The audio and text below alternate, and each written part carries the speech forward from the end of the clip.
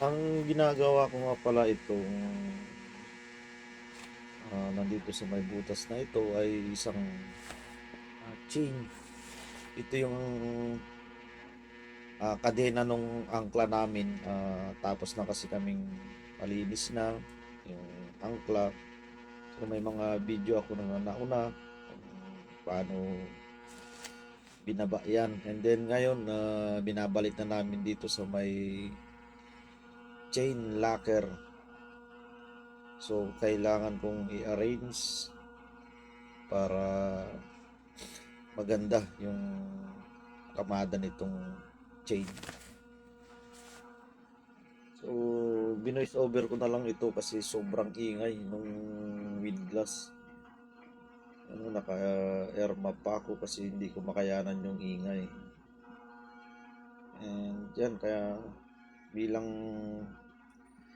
isang seaman na utusan dito sa barko, dahil ako isang AB lamang, dahil hindi tayo pinalad makapag-exam trabaho natin ngayon.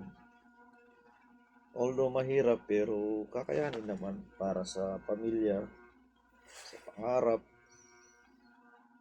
sa magulang, sa mga kapatid. Ngayon nga pala nandito kami sa may Dunkirk Ship Repair dito sa France.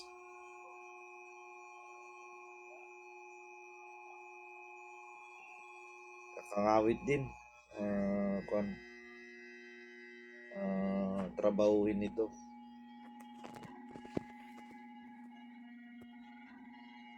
Yan, yung boat hook, hindi ko mahila kasi nung una ginamitan ko hinila, kinawit ko rito sa may boat hook. Sumabit, sumuntik pa akong madisgrasya. So ganito, hinahawakan ko na lang hinihila. Although siguro pag may makakitang iba dito baka sabihin nilang unsafe. So hawak lang naman hindi mas mahirap kasi pag ginamitan mo ng hook, maaaring sumama ka pa doon sa hook. So hinahawak-hawakan ko na lang, then hinihila ko. Kasi tinatanong nila ako kung ano ba yung trabaho ko daw, kaya ito nagsisikapan kong mag-video para pagdating ng panahon na hindi na tayo nagbabarko, meron tayong mga alaala. Ganito pala yung mga kahirap yung trabaho nun. So ayan, ipapakita natin kung ano yung nasa loob. Ayan.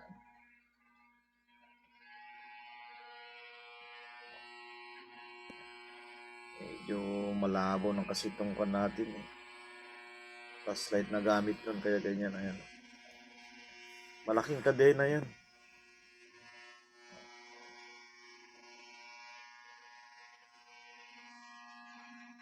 So sana nagustuhan nyo yung aking konting video.